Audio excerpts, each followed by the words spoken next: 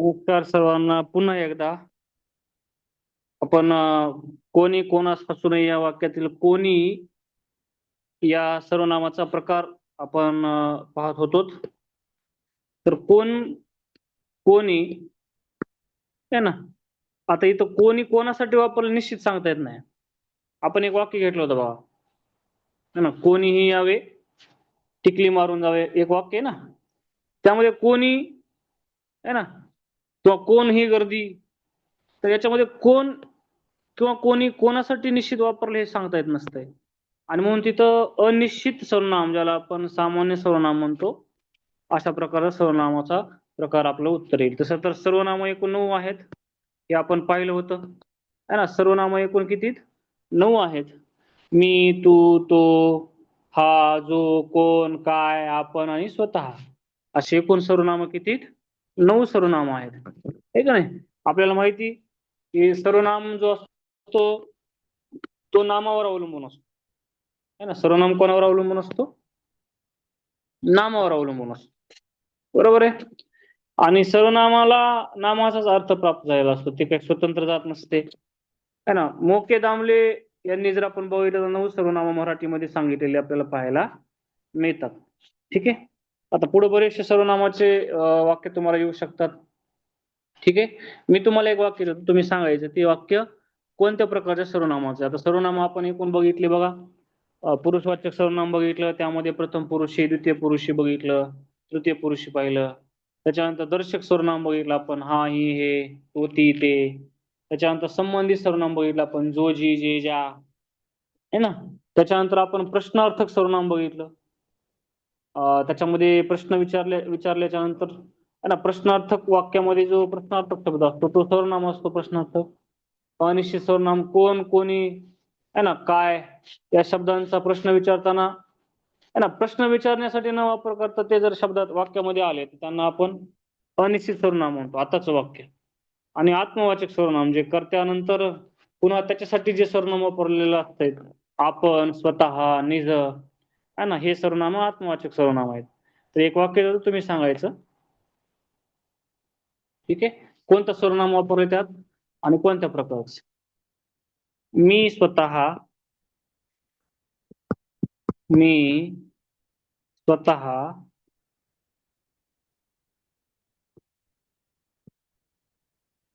है ना, मी स्वतः त्याला पाहिले, मी स्वतः त्याला पाहिले. कोणतं सर्वनाम आहे या वाक्यात? हा, कोणतं सर्वनाम आहे?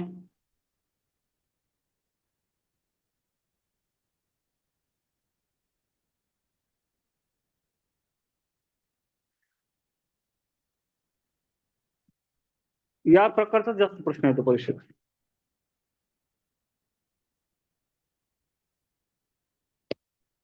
बरोबर आहे. इथं स्वतः शब्द जो होता, मी स्वतः, मी स्वतः त्याला पाहिले, या वाक्यामध्ये स्वतः कर्त्यानंतर आले.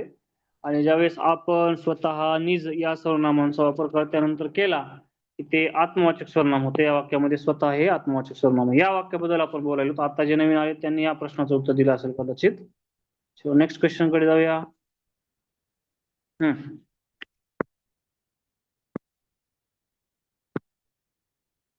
चल, या प्रश्नाचं उत्तर सर्वांना आलं पाहिजे.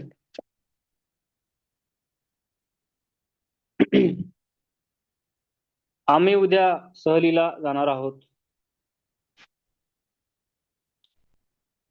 आम्ही उद्या सहलीला जाणार आहोत.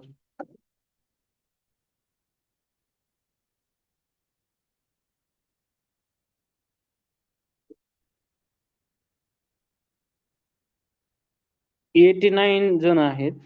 कमेंट जास्त येऊ द्या. तुमचं कमेंट मध्ये टाका.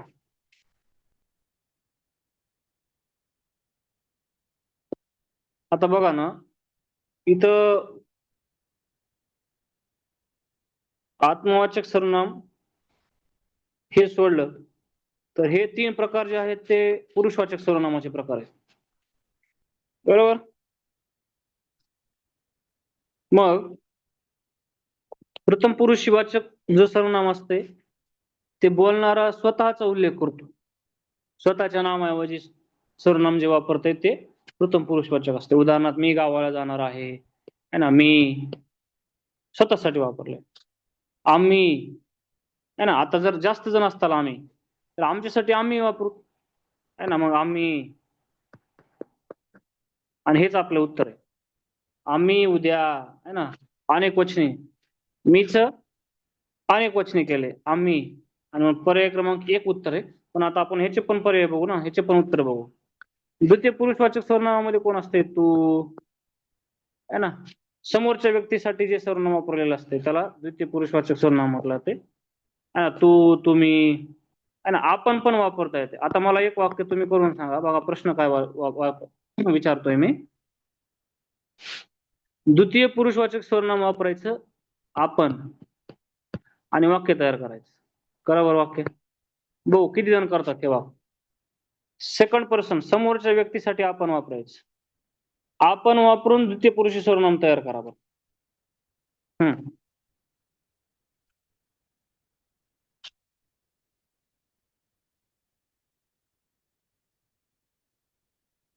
हा,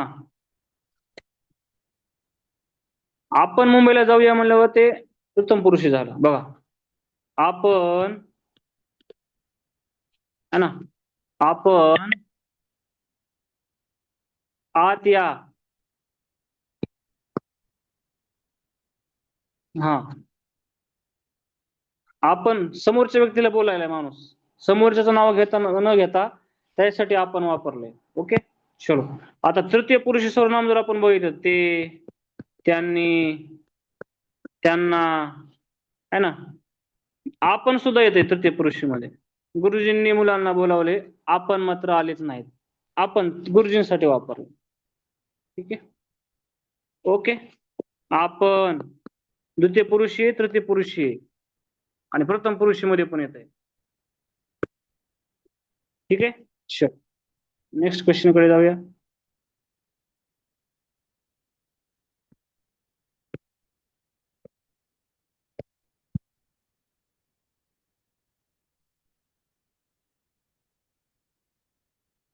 हम्म,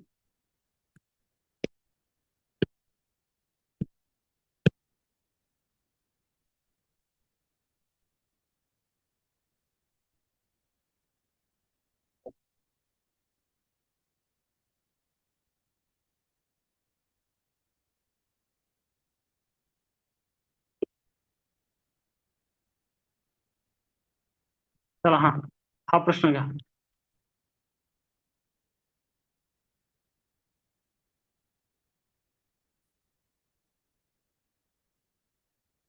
ज्याची खावी पोळी त्याची वाजवावी टाळी.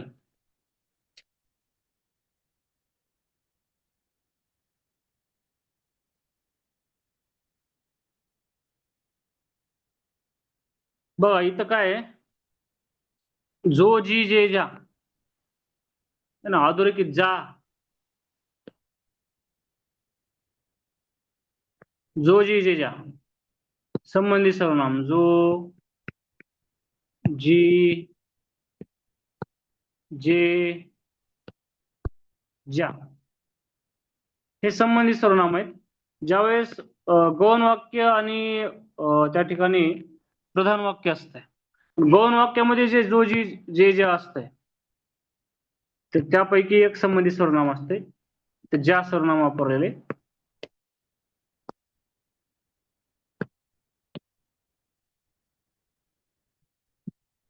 हं. चला याचं उत्तर करा कमेंट मध्ये.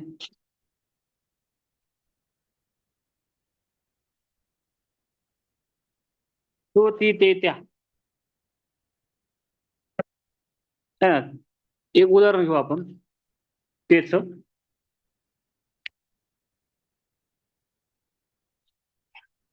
तो रानटी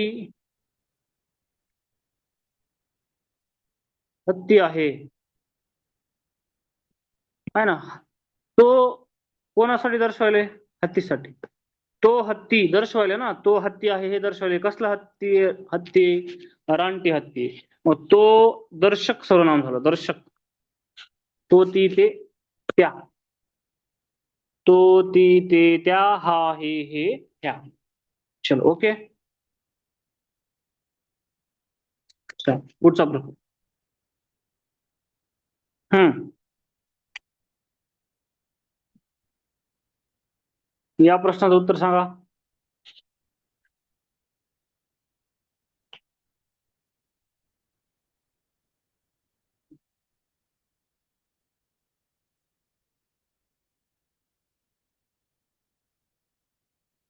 हम्म. संख्येमध्ये व्यक्त होणार विशेषण कोणतं आहे? आता इथं बघा, चांगली मुले गुण आहे चांगला.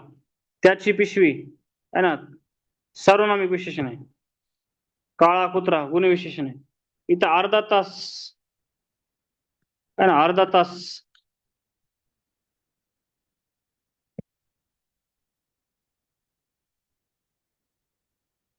अर्धा तास संख्या विशेषण आहे. ठीक आहे. आपल्याला माहिती की संख्या विशेषणाचे वेगवेगळे प्रकार पडतात. तर अर्धा पूर्णांक आहे का अपूर्णांक आहे तुम्ही सांगा. हा, पूर्णांक आहे का अपूर्णांक आहे?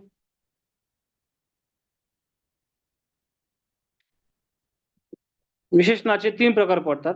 गुणविशेषण पहिलं आहे, गुणविशेषण दुसरं आहे, संख्या विशेषण आणि तिसरं आहे सार्वनामिक विशेषण.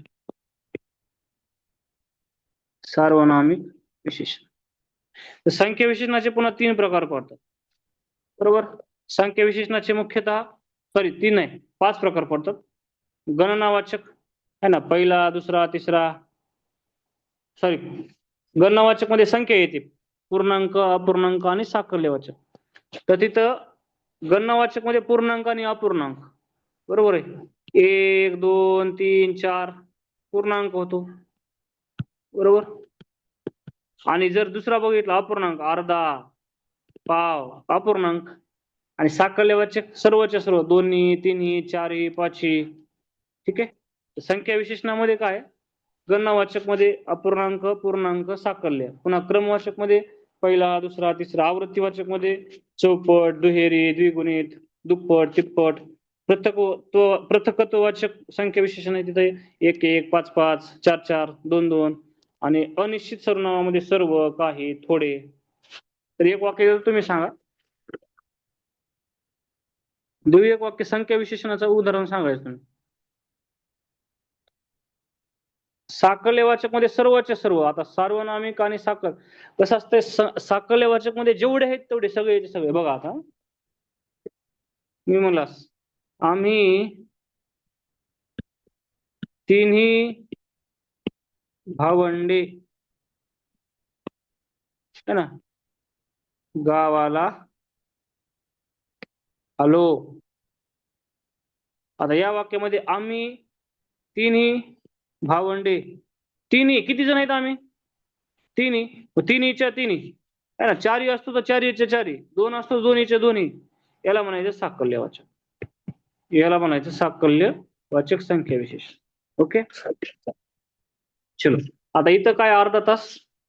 गणनावाचक मध्ये अपूर्णांक, अपूर्णांक संख्या विशेषण, अपूर्णांक गणनावाचक संख्या विशेषण, अपूर्णांक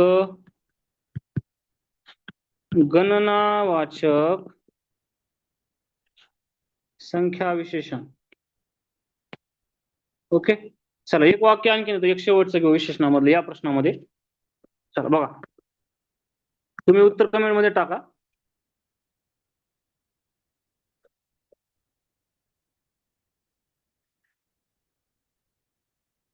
माझा माझा दुसरा भाऊ शिक्षक आहे. शिक्षक आहे. हा, दुसरा इथं काय आलंय, क्रम आला ना, पहिला दुसरा तिसरा चौथा, म्हणून इथं काय आहे दुसरा क्रमवाचक संख्या विशेषण. क्रमवाचक संख्या विशेषण. ओके, चल नेक्स्ट क्वेश्चन कडे जाऊया. समजला असेल हा प्रश्न. क्रमवाचक संख्या विशेषण आहेत. पट आली असतील. आता मी जरा समजलं, हा चौपदरी रस्ता आहे. चौपदरी आहे ना, चौपदरी म्हणजे चार आहे ना, इथं पट आली चौपट.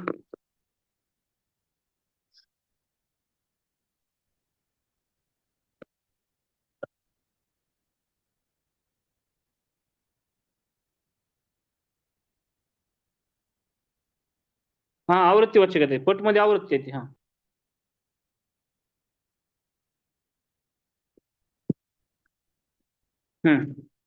चला हा प्रश्न बघा.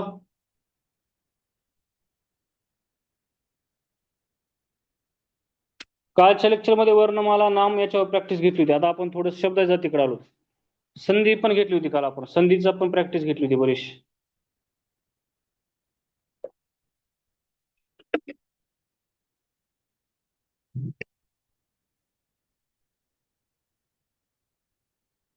गुण सांगितलं ना सगळ्यांच.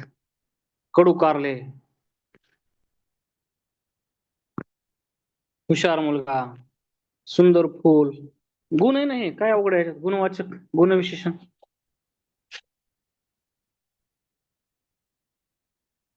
नामाचा गुण सांगणारे विशेषण गुणविशेषण है ना. हम्म. अब थोड़ा सा मजा आएगा. चलो या प्रश्नाचं उत्तर सांग.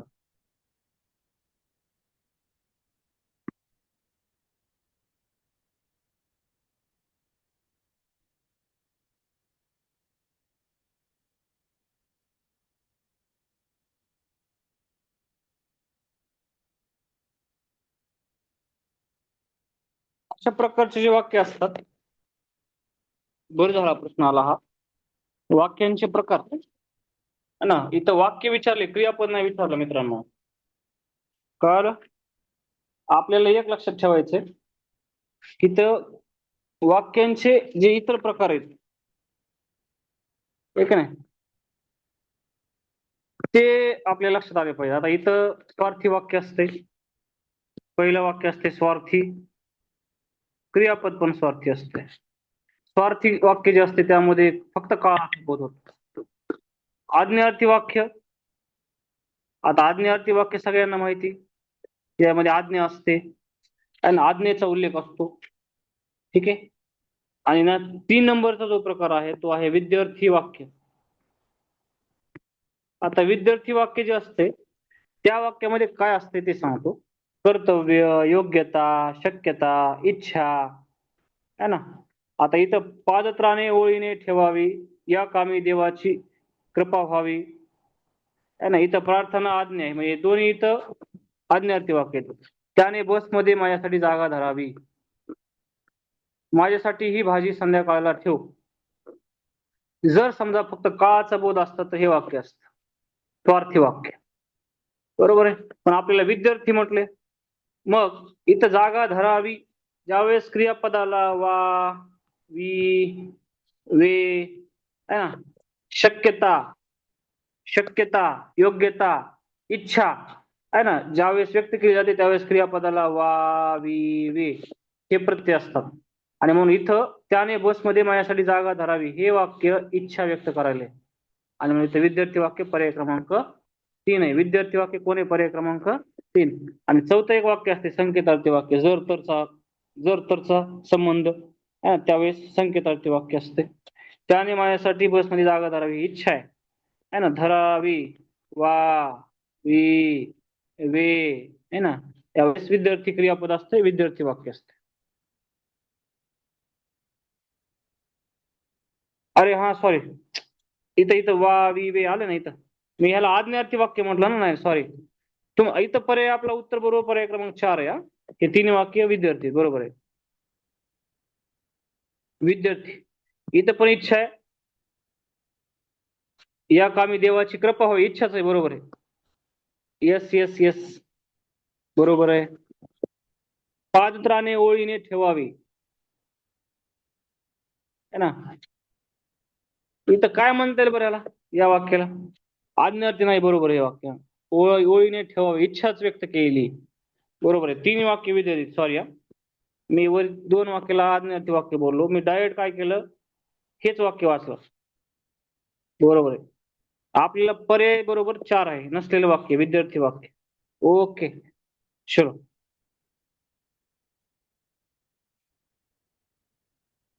चला पुढे जाऊया.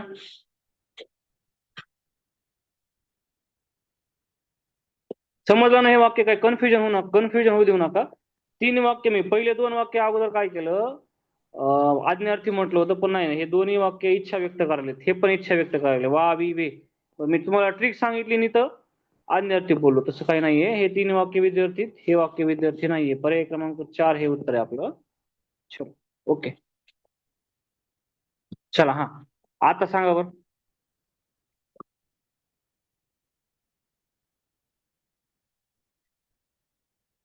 पाऊस पडला असता तर हवेत गारवा आला असता. Yes, very good. संकेत आहे ना.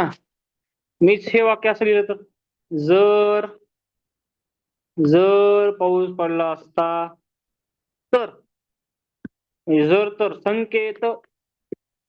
संकेतार्थी वाक्य आहे, संकेतार्थी वाक्य. पर्याय क्रमांक 2. वा वा, सगळ्यांचं उत्तर व्यवस्थित आलं.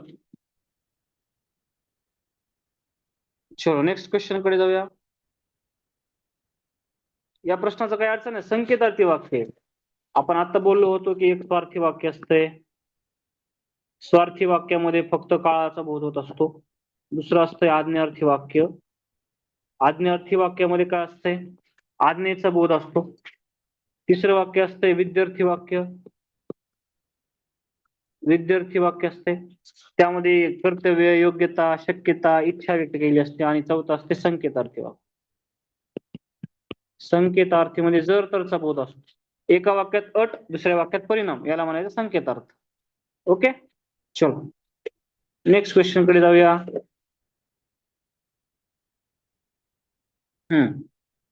आता मी थोडं उत्तर सांगतो, प्रश्न जास्त घेऊ आपण थोडे. तुम्हाला शिकवलेलाच पार्ट आहे हा सगळा. तुम्ही उत्तर फास्ट करा, प्रश्न जास्त होते. बघा काय म्हणते, आरती सुरू झाली, फुल स्टॉप दिलाय, घंटानाद सुरू झाला.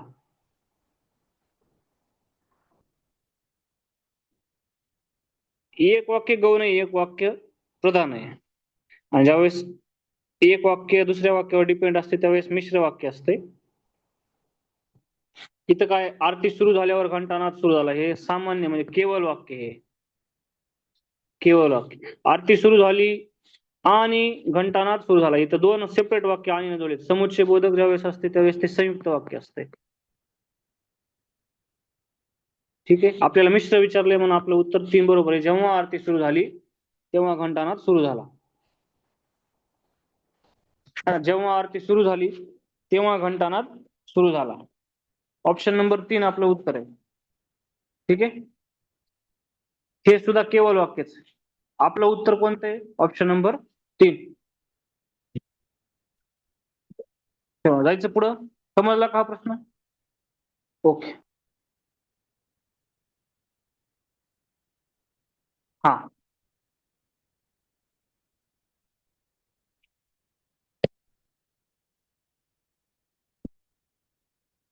चला कमेंट करा फटफट, फटाफट कमेंट करा.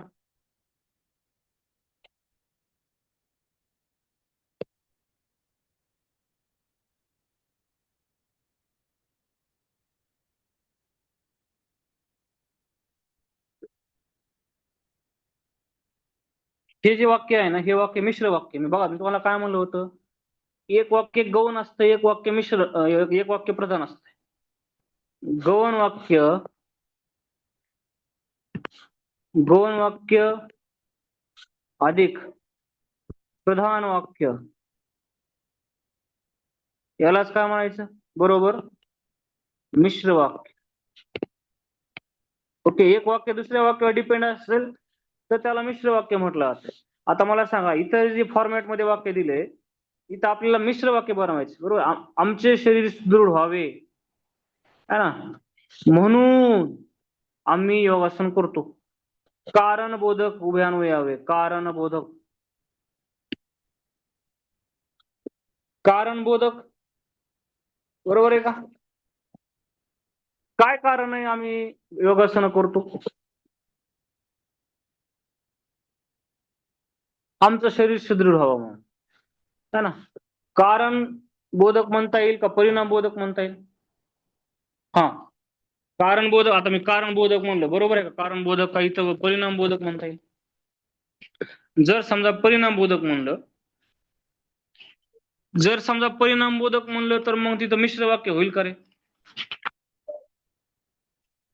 हा, जर समजा कारण बोधक म्हणलं तर मिश्र वाक्य होईल का परिणाम बोधक म्हणलं तर संयुक्त वाक्य होईल? काय होईल कंडिशन? कंडिशन काय होईल?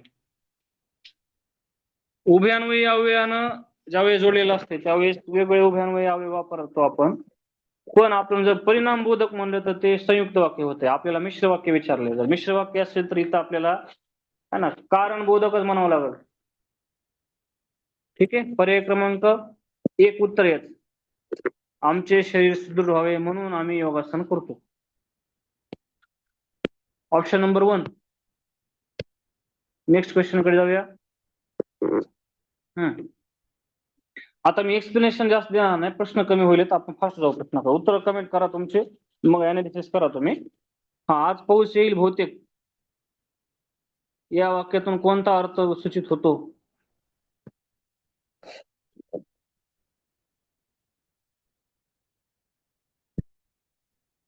बहुतेक म्हणल्यावर संकेत कसं होईल बरोबर?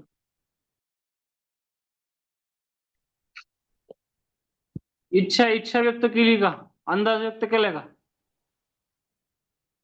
आज्ञा तर नाही. स्वार्थी मध्ये फक्त विधान विधान असतंय, हे नाही ना स्वार्थी.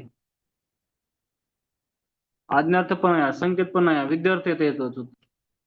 इच्छा व्यक्त केली, इच्छा. ठीक आहे, झालं होतं आपण याचं. चलो, या प्रश्नाचं उत्तर कमेंट मध्ये सांगा. गुरुजी म्हणाले की प्रत्येकाने नियमितपणे शाळेत यावे. आता इथं काय आहे? गुरुजी म्हणाले सेपरेट वाक्य. प्रत्येकाने नियमितपणे शाळेत यावे हे पण वाक्य सेपरेट आहे. बघा, आणि, आणखी, आणि यांनी जर वाक्य जोडलं तर ते गुरुजी म्हणाले की. बघा, इथं थोडस कन्फ्युज करायला वाक्य. बरोबर आहे बाबा, संगीता मॅडमने टाकलं उत्तर. काय म्हणतात? त्या संयुक्त वाक्य म्हणतात.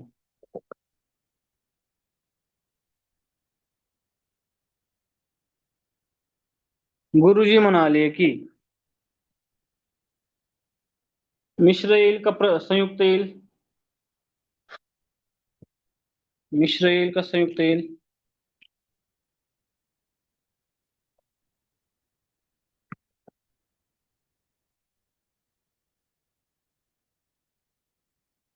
तुम्हाला आठवतंय का आता इथं संयुक्त वाक्य होते का हे? मला तर वाटणार बा संयुक्त वाक्य होईल म्हणून हे. कारण हे काय आहे? काय वाटतंय तुम्हाला?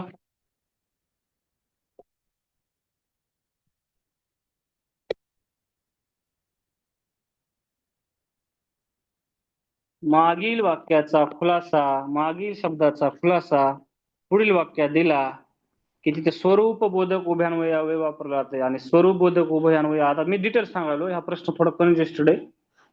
स्वरूप बोधक, स्वरूप बोधक उभयान्वयी अव्ययानं जोडलेलं वाक्य मिश्र वाक्य असते, है ना. गुरुजी म्हणाले, काय म्हणाले, त्याचं स्वरूप पुढच्या वाक्यात दिलेलं आहे.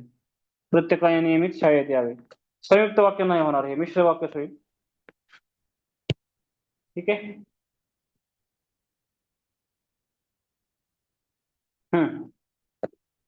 संघर्ष करावा तो मराठ्यानेच, या वाक्यातील क्रियापदाचा अर्थ ओळखा.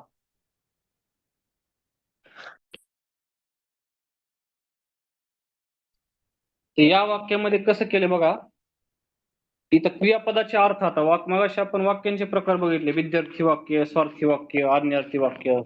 पण इथं मात्र क्रियापदाचा अर्थ विचारलाय ना मॅडम. इथं आज्ञार्थ कसा होईल? सरळ सरळ फक्त एक सेंटेन्स केले, संघर्ष करावा तो मराठ्याने. इथं आज्ञा नाही, इच्छा नाही, है ना, संकेत नाही. इथं फक्त काळाचा बोध होतोय म्हणून इथं हे स्वार्थी क्रियापद आहे, स्वार्थी क्रियापद. ठीक आहे. पर्याय क्रमांक 2, ऑप्शन नंबर 2 हे उत्तर येतं. संकेतार्थी वाक्य कोणते ओळखायचं? स्वार्थी क्रियापदातून फक्त काळाचा बोध होतो. जयश्री मॅडम, तिथं आपण क्रियापदाचे प्रकार शिकले होते. स्वार्थी क्रियापद फक्त काळाचा बोध होते. आज्ञार्थी क्रियापदामध्ये आज्ञा दिलेली असते. संकेतार्थी क्रियापदामध्ये जर तरचा अर्थबोध असतो. चला, हा इथं पण बघा ना, आता हेच इथंच आहे ना ते वाक्य. आज्ञा कुठं दिलेली इथं बघा बरं.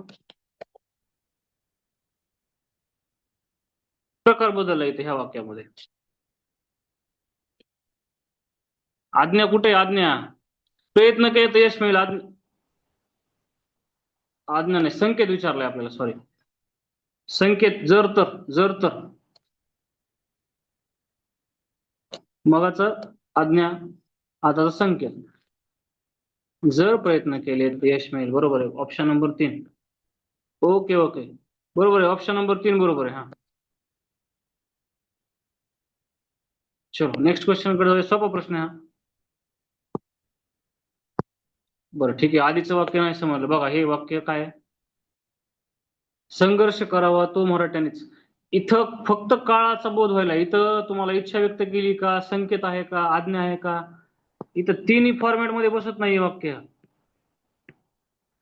फक्त क्रियापदाचा बोध होतोय म्हणून स्वार्थी क्रियापद.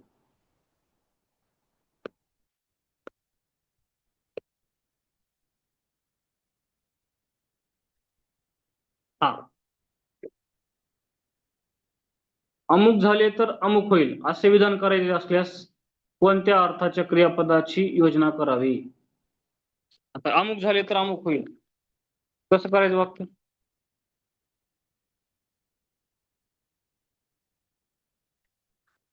अभ्यास केलास, अभ्यास केलास तरच तर पास होशील.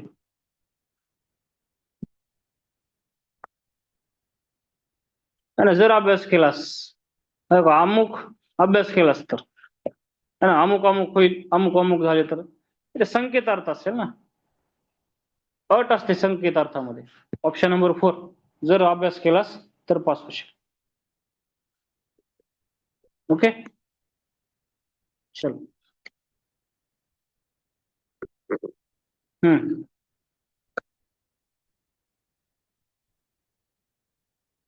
बघा आलं बघा मग असं. जयश्री मॅडम, तुम्ही जी मग म्हणत होतात ना वाक्य घ्या, तसंच वाक्य आलं बघा इथं. स्वार्थी क्रियापदाचं वाक्य, फक्त साधं सिंपल सेंटेन्स कुठे?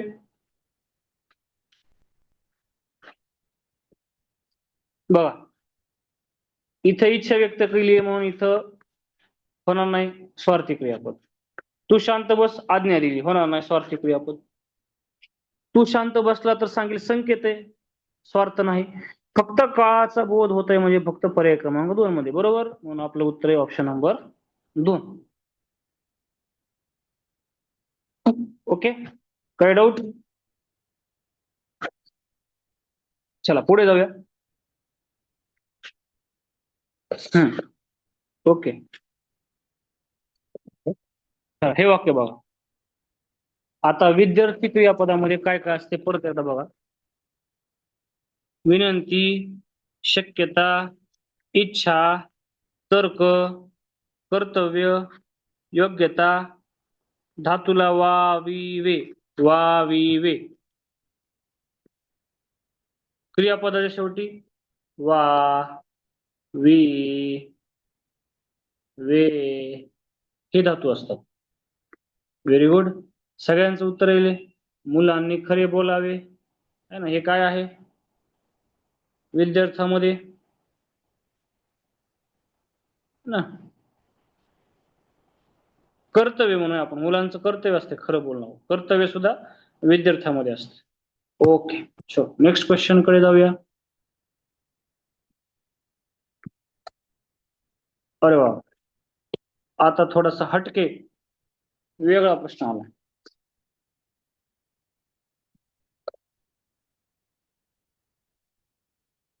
अपूर्ण विराम कसला असतो? अपूर्ण विराम आपण घेतला होता बघा टॉपिक.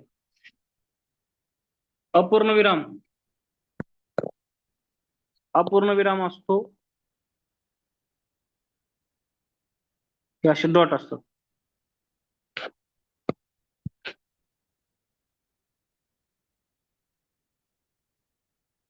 असे डॉट असतात एका खाली एक.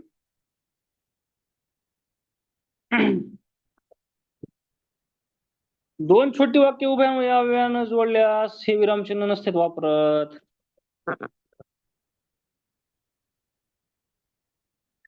तिथं असं असतं,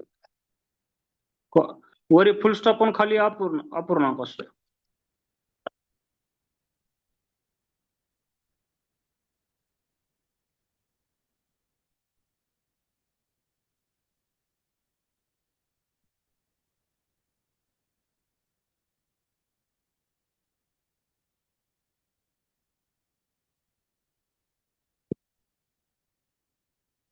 बघा, ह्याच्यासाठी जे वाक्य असतं, ह्याच्यासाठी जे चिन्ह असते ते असं असते, वर फुल स्टॉप खाली.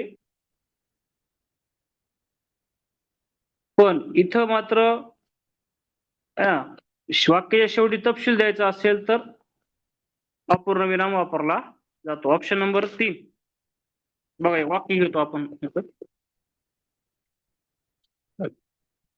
मराठी विषयात, मराठी विषयात है ना, मराठी विषयात 50च्या वर असलेले विद्यार्थ्यांचे क्रमांक, हजेरी क्रमांक, आणि मग तिथं तपशील द्यायचा आहे, तर मात्र त्या ठिकाणी आपल्याला हे चिन्ह वापरावं लागतं, अपूर्ण विराम. ठीक आहे. मग 1, 2, 3, 4 असं डॅश डॅश डॅश डॅश. पर्याय क्रमांक 3 आपलं हा right. Shyamal madam right comment केली बघा. विद्यार्थी उत्तीर्ण झाले, तपशील द्यायचा आहे. चलो ओके, सोपं आहे वाक्य. हा, आता इथं हे वाक्य टी ला आलेले बरं का. आमच्या घरी परस बागेत गुलाब, जाई, जुई, शेवंती, मोगरा, चाफा आणि जास्वंदीची फुलझाडे आहेत. किती वेळा स्वल्पविराम येईल? स्वल्पविराम दॅट मीन्स कॉमा. कॉमा स्वल्पविराम म्हणजे काय?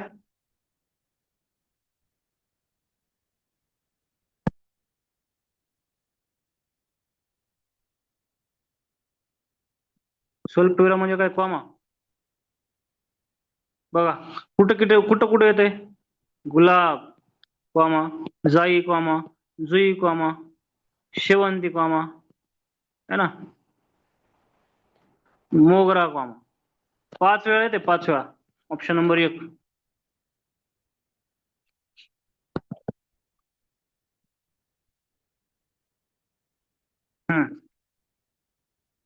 चला, इथं काय होईल?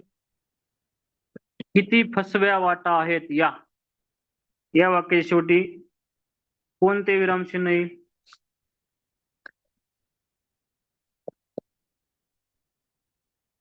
मनातील उत्कंठ भावना आहेत, है ना. इथं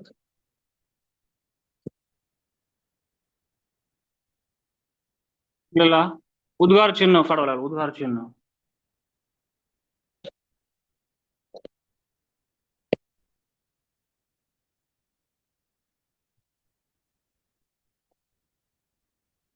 उद्गार चिन्ह काढावं लागेल. पर्याय क्रमांक 2.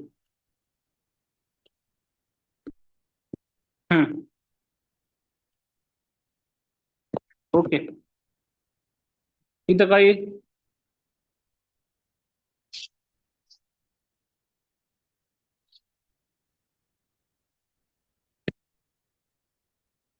काय येईल इथं?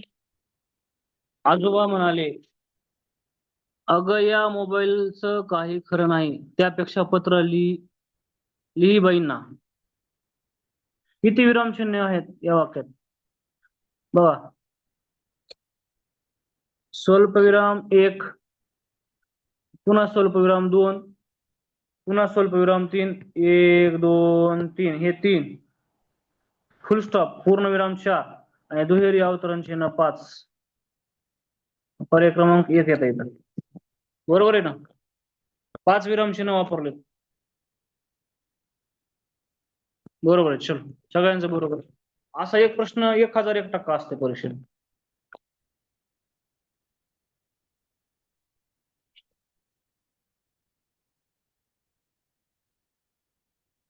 हम्म.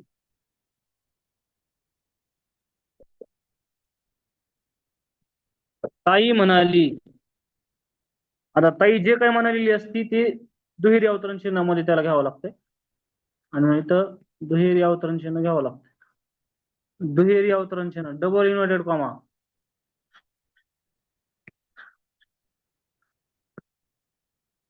पर्याय क्रमांक 4.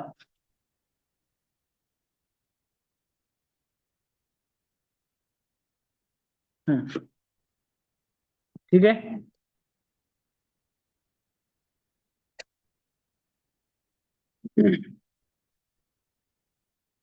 थोडं काळाच्या बाबतीमध्ये काळाचे प्रकार आहेत, त्याचा स्क्रीनशॉट काढून घ्या.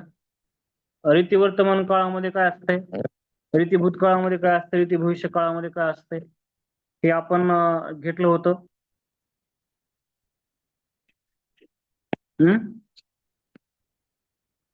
साधा वर्तमान काळ, साधा भूतकाळ, साधा भविष्य काळ. साध्या तिन्ही काळामध्ये एक वाक्य सांगतो मी तुम्हाला.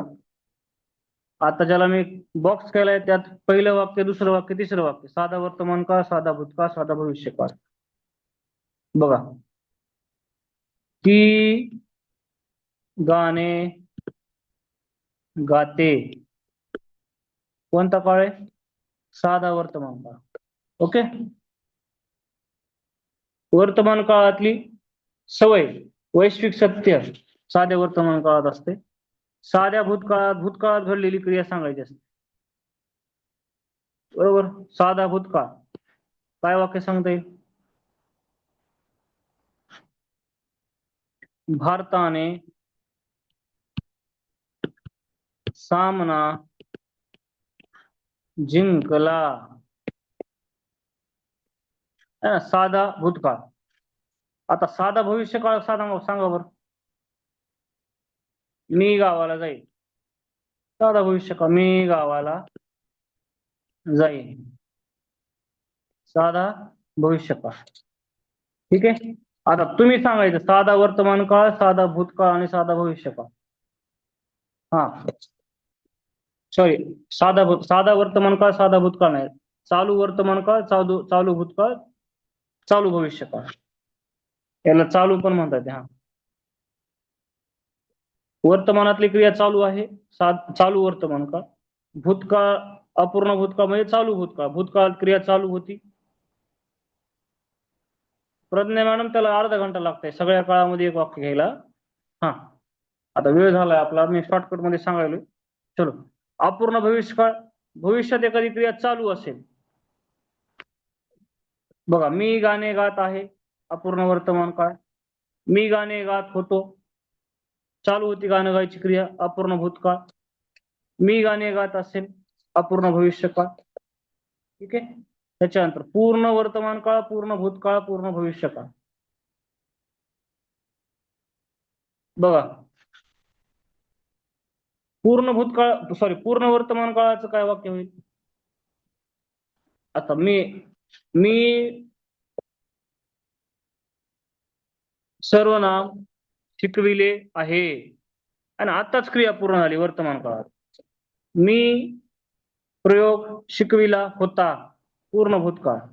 मी प्रयोग शिकविलेला असेल, पूर्ण भविष्यकाळ. है ना? आताच क्रिया संपली, पूर्ण वर्तमान काळ.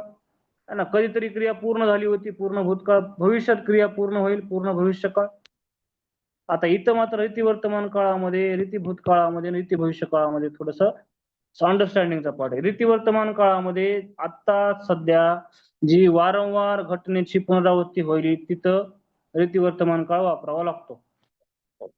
ताई गाणे गात असते, है ना, ताई गाणे गाते म्हणलं की साधा वर्तमान काळ, ताई गाणे गात असते म्हणलं की रीती वर्तमान काळ, असते, असतो, असतात, रीती वर्तमान काळ. रीती भूतकाळामध्ये काय, रीती भूतकाळामध्ये असे, असू असं क्रियापद येते. आम्ही नदी किनारी जात असू, भूतकाळातली एखादी घटनेची पुनरावृत्ती आहे ना, रीती भूतकाळामध्ये सांगितलेली असते. आम्ही नदी किनारी जात असू.